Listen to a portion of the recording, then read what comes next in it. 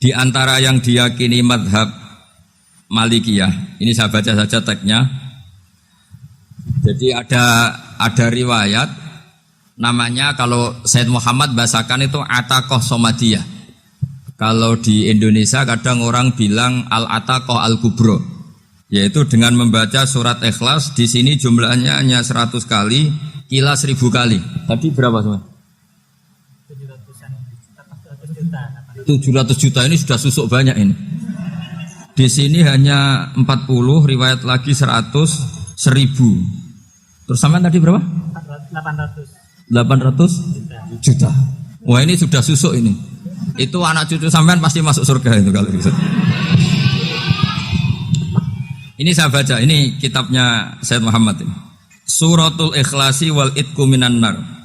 Akhrajat Tabrani fil Kabir an Fairuz ad-Dailami wa Ibnu Uftin Najasi.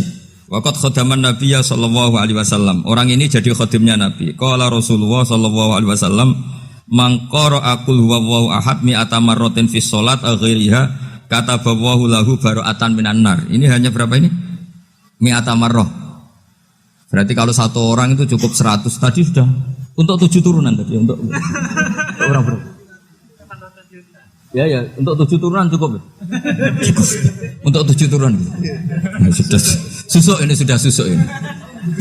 Aduh, ribet ini. Nah, ini tak cari pembenarannya, ini supaya keren. Ini di halaman 188 Abwabul Farad. Warwa Ibrahim bin Muhammad Al-Khiyari fi fawaitihi an Hudzaifah marfu'an. Man qara'a qul huwallahu ahad alfa marratin faqad ishtara nafsahu minallah.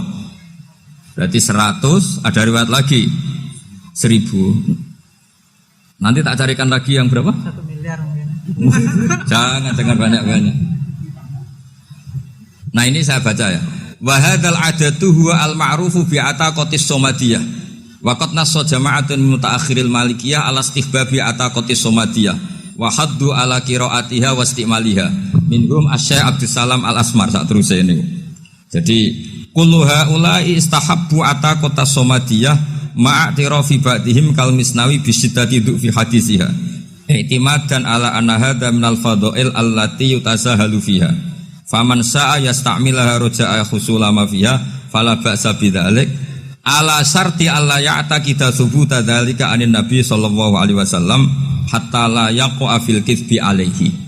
Jadi intinya itu silahkan Anda bikin jumlah sesuai versi Anda. Yang penting Anda jangan kampanye kalau itu perintah Kanjeng Nabi Muhammad sallallahu alaihi wasallam. Karena kalau kamu atasnamakan Nabi kemudian jumlahnya sampai 800 berapa? 800 juta, berarti Nabi mengajarkan masyaqqah pada umatnya.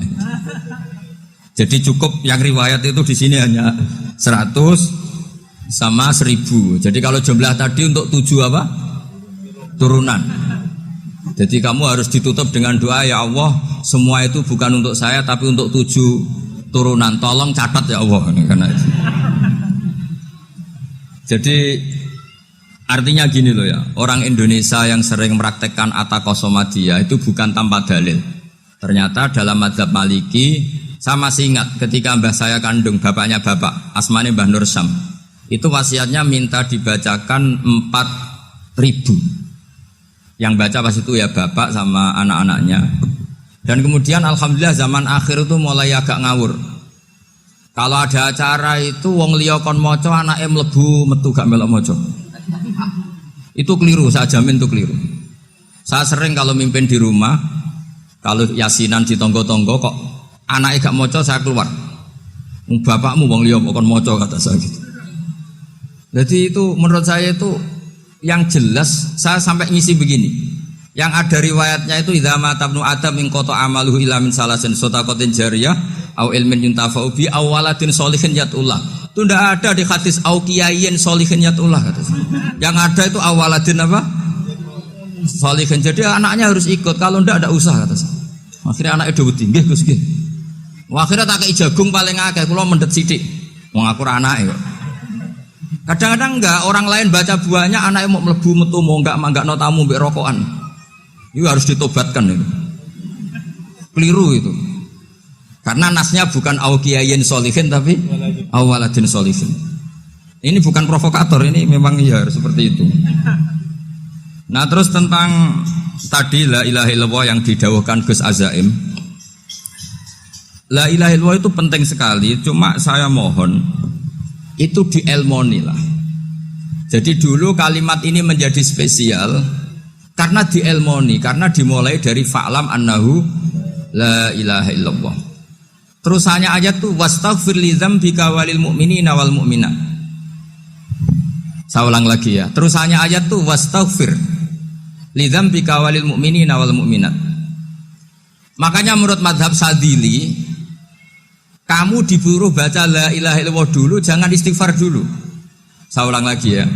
Dalam mazhab Sadiliyah itu la ilaha illallah dulu, enggak boleh istighfar dulu. Alasannya masuk akal. Orang yang kafir 70 tahun itu sekali baca la ilaha illallah itu langsung yughfar lahum ma qad salaf.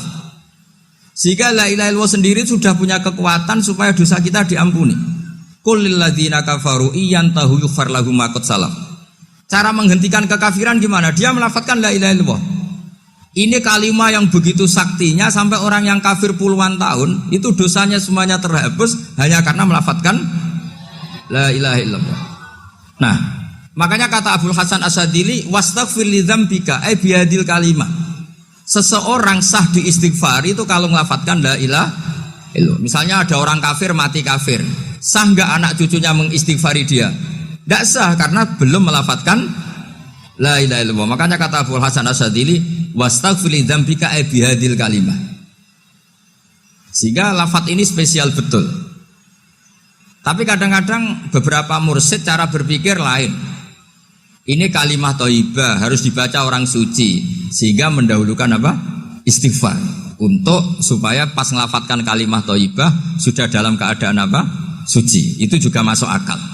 Tapi secara meyakinkan saya sendiri lebih mengikuti manhajnya Abil Hasan Asyadzili karena alasannya tadi, yang kafir puluhan tahun saja langsung luntur dosanya karena melafadzkan la ilaha illallah. Artinya la ilaha illallah sendiri sudah bagian dari istighfar. Nah, ya tadi buktinya. Fa'lam annahu la ilaha illallah wastaghfir li dzambika walil mu'minina. Jadi orang sah diistighfari itu setelah dipastikan sah tauhidnya. Jadi setelah tauhidnya sah yaitu la ilaha illallah baru sah apa? Diistighfari. Sehingga orang kafir, saya ulang lagi, orang kafir yang mati kafir anak cucunya tidak boleh apa? Tidak boleh menistighfari. Terus saran saya kedua, la ilaha illallah itu filosofinya itu nafyun li uluhiyati ghairillah wa isbatun li uluhiyatillah wahdah. Filosofi la ilaha illallah itu gimana? Menafikan semua selain Allah itu tidak Tuhan dan hanya menuhankan Allah semata. Nah itu caranya gimana? Caranya kita harus terbiasa ini, karena tadi saya dibilangin panitia ini rata-rata mustameknya atau mustamiatnya ini santri. Caranya gimana? Dilatih pakai logika. Saya berkali-kali cerita kalau ngaji, saya sekaligus kampanye. Allah itu Tuhan yang begitu fair.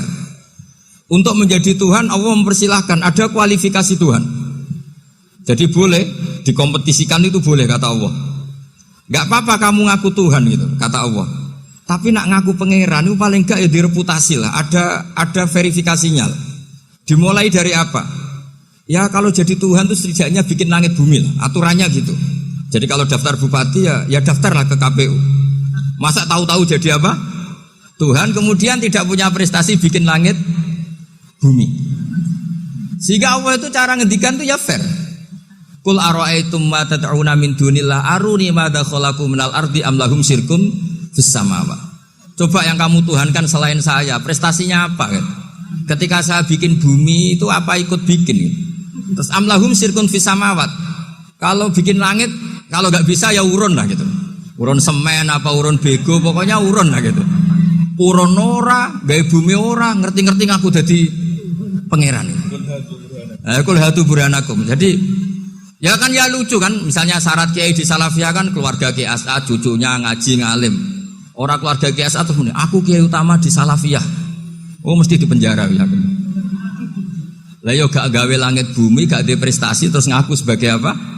Tuhan. Sehingga fair. Makanya saya berkali-kali cerita. Jubair bin Mut'im itu punya anak namanya Muhammad. Ini sudah orang alim, Muhammad bin Jubair bin Mut'im. Itu cerita awala Islami Abi. Mut'im itu orang pinter sekali. Saking pinternya dia jadi delegasinya orang Quraisy datang ke Rasulullah sebagai negosiator untuk membebaskan Asra Badrin, tawanan perang apa? Badar. Yang namanya disuruh itu pasti orang pinter.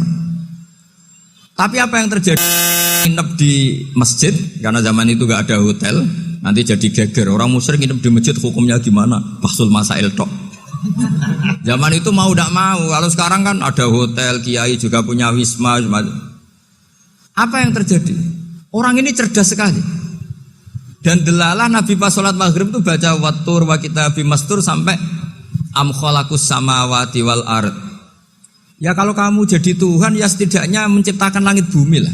Namanya jadi Tuhan ya ada persyaratan ya. Paling tidak punya reputasi menciptakan langit bumi. Atau kalau jadi Tuhan setidaknya reputasinya itu enggak diciptakan yang lain. Am khuliqu min ghairi syai'in. Ini jadi Tuhan kok punya bapak, punya ibu. Ini jadi Tuhan kok lahirnya di bumi. Ada tanggal lahirnya, ada tahun. Masa jadi Tuhan kok dulu buminya semuanya walhasil tuh. Akhirnya Nabi ketika salam sholat maghrib dia datang, ya Rasulullah, akalku habis oleh ayat yang barusan kau baca. Sudah saya Islam saja. Argumentasi selain Allah Tuhan itu batal. Itu, nah saya mohon santri-santri salafiyah itu baca Quran sampai seperti itu. Jadi jangan hanya khataman banyak-banyakan maksudnya. Ini bukan nyindir ini, ngamuk ini. Jadi ya khatamannya tadilah 1000 atau berapa lah, jangan banyak-banyak. Juga kasihan malaikat yang nyatet kan. Wong baru subhanallah alhamdulillah aja di teks hadisnya abad al malaikah gak ditetek. Itu baru subhanallah alhamdulillah itu sudah mencapaikan malaikat.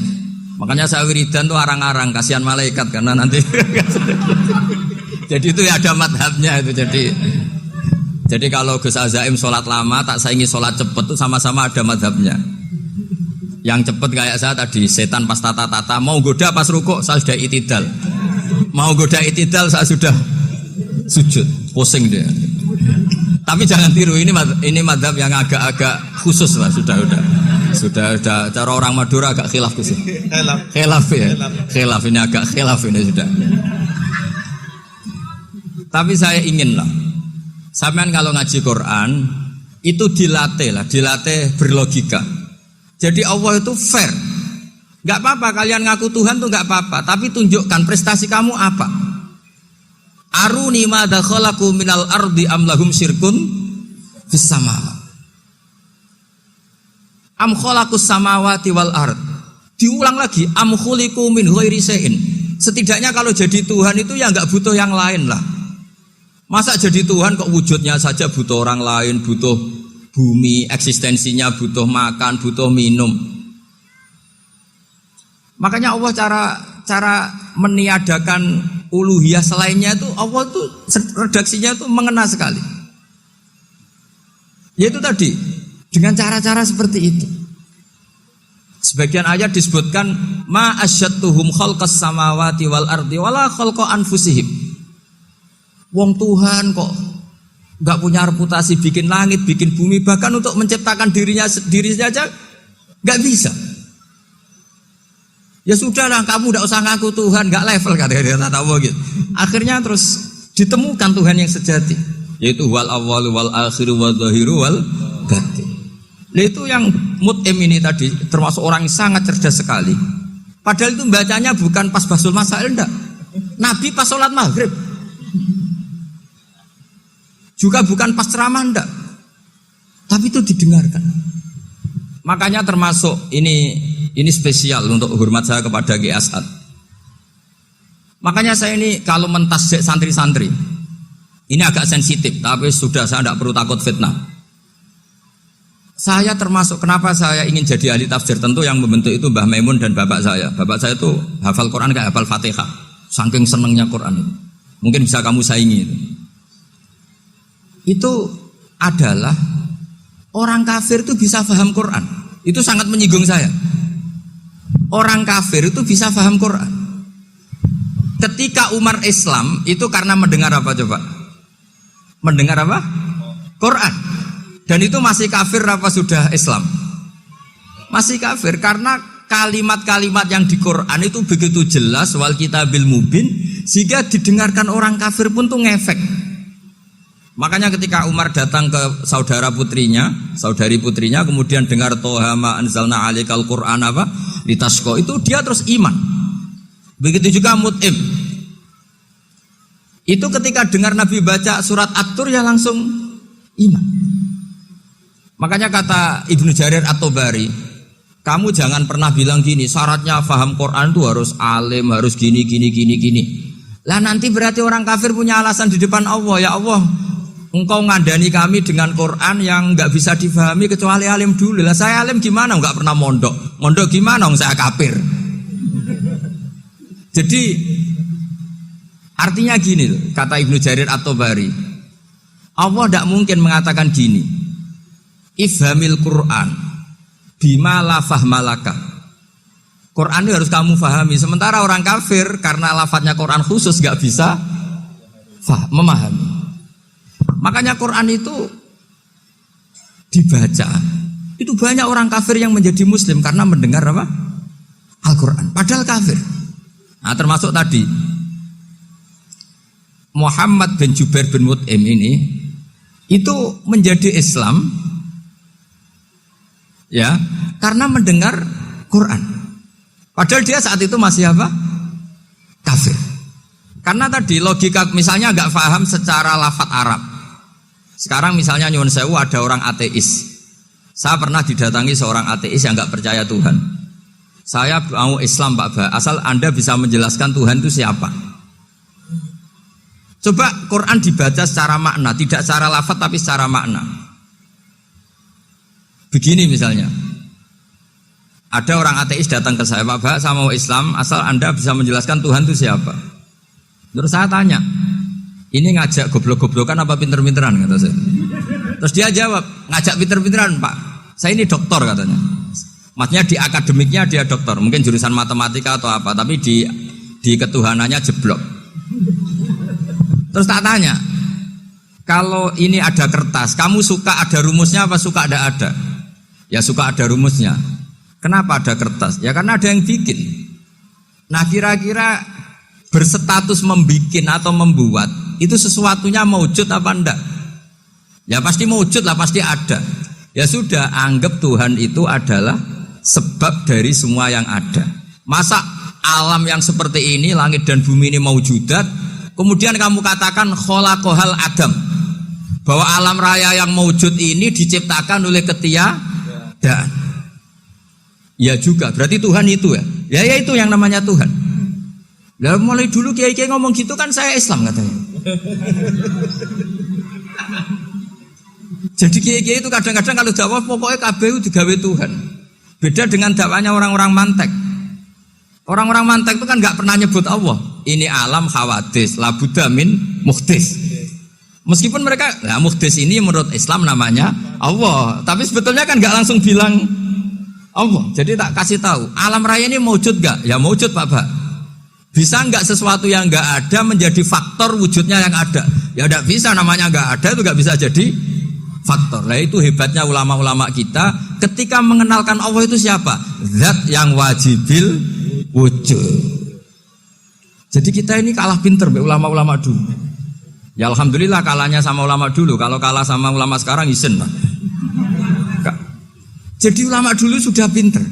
Pasti pertanyaan dasar manusia, hadil maujudat itu man khalaqaha, siapa yang menciptakan? Kalau kamu langsung jawab Allah atau Tuhan, mereka pasti tidak nerima. Ya jawab saja, hadil maujudat mesti khalaqaha maujudun. Nah berhubung maujud ini berstatus pencipta, harus super. Nah super ini oleh ulama disebut wajibul wujud atau musabbibul asbab, yang oleh Islam dinamai Allah. Tapi kita langsung ngomong Allah, mesti aja bingungkan kan bagi yang bingung maksudnya. Ya saya mohonlah kalimat-kalimat la ilaha illallah itu diamatilah, diresapi sampai seperti penjelasan saya ini, sehingga punya kualitas ilmu. Karena syaratnya memang fa'lam, harus punya kualitas apa? ilmu. Ilmu itu apa? Ma'rifatus syai' ala ma huwa alaih. Mengenal sesuatu sesuai detail-detail sifatnya sesuatu itu. Misalnya kalau Allah sudah jadi Tuhan, ya harusnya qabla kulli syai'. Masa Tuhan sama yang dituhani wujudnya dulu yang dituhani. Ditemukanlah sifat awal atau qadim. Makanya benar Gus Azaim tadi kalau sudah bertauhid harus hafal akidah berapa khamsin. Dimulai apa? Wujud. Kenapa harus dikatakan wujud? Karena alam raya ini kadung maujudat. Hadhil alam maujudun. Masa maujudun khalaqahul adam? Masa maujudat khalaqahul adam? Nah itu yang disebut am khuliqu min ghairi syai'in am humul khaliqun. Jadi saya mohon semohon-mohonnya cobalah tradisi-tradisi lihat baru ayat ini dihidupkan lagi sehingga kita baca Quran itu sekaligus menjadi orang yang sangat argumentatif. Karena Quran adalah qul falillahil hujjatul balighah. Dilatih. Jangan bosan dilatih. Makanya kalau saya baca ayat-ayat seperti itu cek fair Allah itu. Fair betul. Enggak apa-apa saya punya pesaing kata Allah, tapi yang imbang dong. Pas aku gawe langit ya bantulah atau ada langit tandingan lah kira-kira gitu. Kalau saya bikin bumi ya ada bumi. Nah misalnya sekarang orang Cina bikin matahari, materinya dari mana coba? Dari yang sudah ada sekarang kan? Tetap saja agak ikut bikin kan?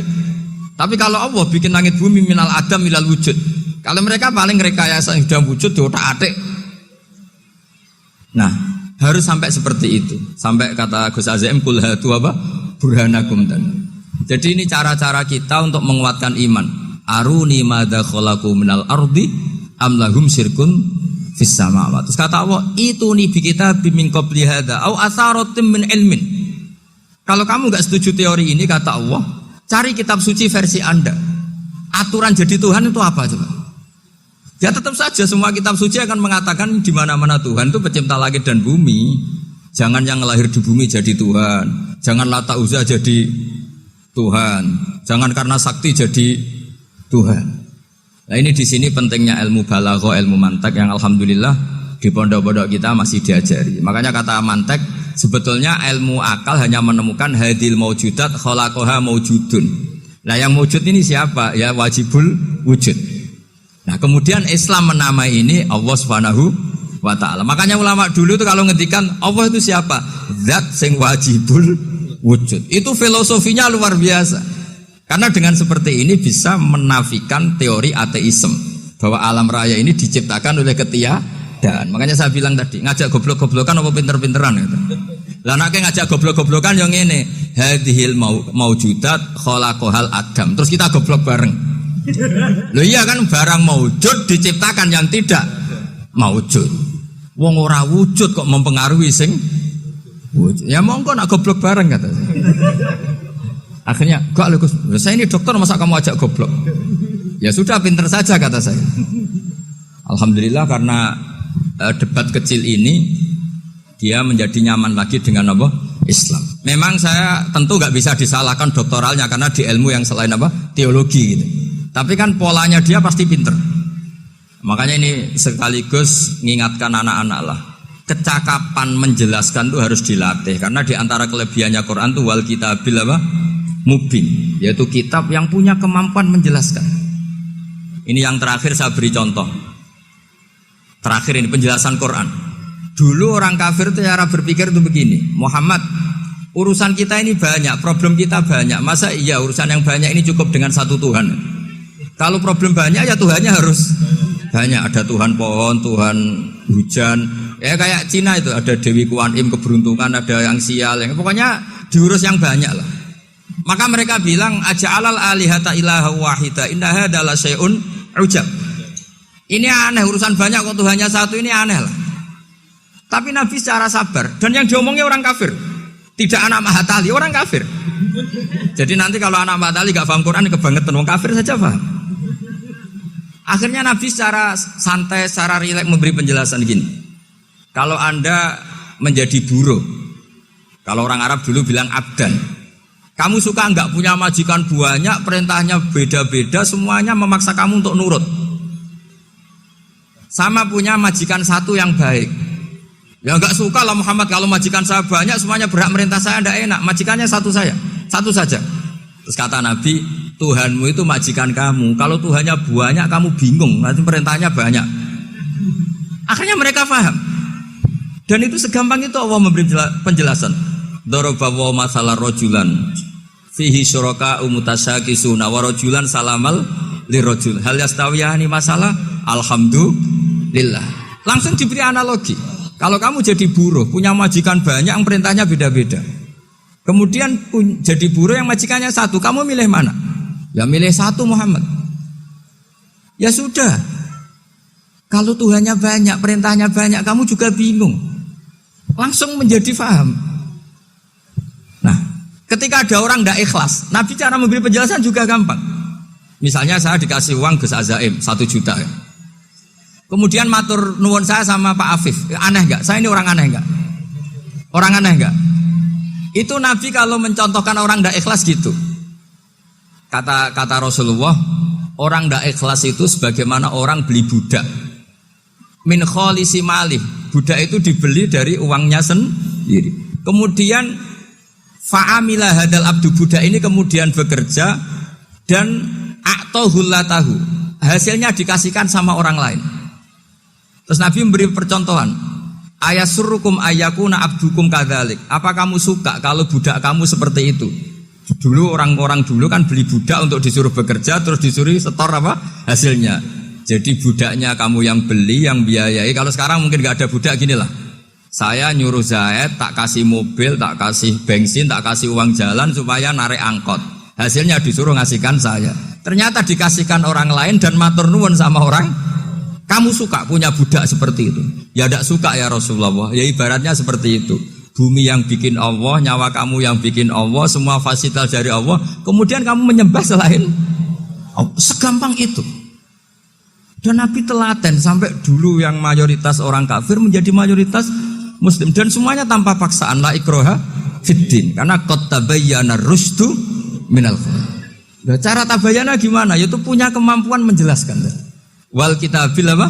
Mubin.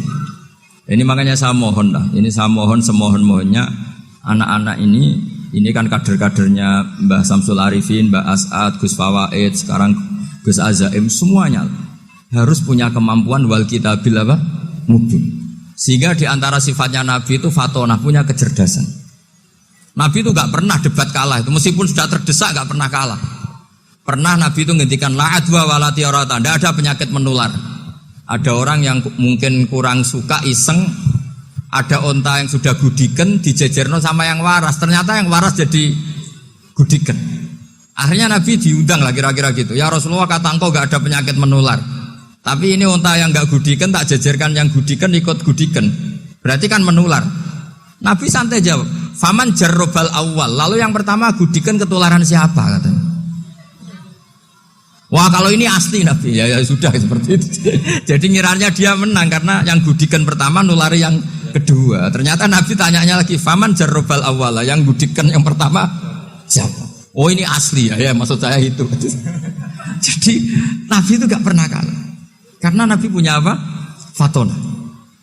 Jadi saya mohon, ya tadi makanya ini efeknya tuh khatamannya gak boleh banyak-banyak ya. Maksud saya kalau musim khataman ya gak apa-apa, khataman banyak-banyak. Tapi kalau gak musim khataman ya musim-musim tadabbur gitu. Tapi kalau ini musim khataman ya monggo lah.